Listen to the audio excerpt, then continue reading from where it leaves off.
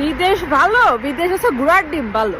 কি জানি যা মানুষ কয় বিদেশ ভালো। বুঝতে পারলাম আপনার ওখানে বিদেশে ঠান্ডা লাগছে, বুঝতে পারলাম। তো আপনি দয়া করে না তো দেশ ছেড়ে বিদেশে গেছেন কেন?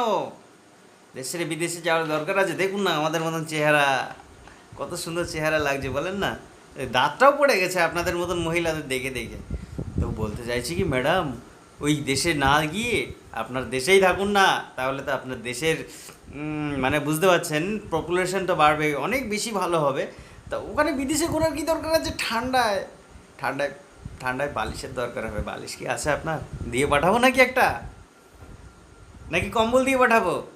গায়ে তো কি ছাল মাল যত কিছু পরে রেখেছেন, আমাদের দেখুন প্রয়োজন হয় না। দেখুন একদম ফিট আছি আমরা, একদম ফিট। বুঝতে পারছেন তো?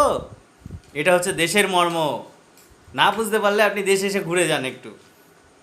আর যদি না ঘুরতে পারেন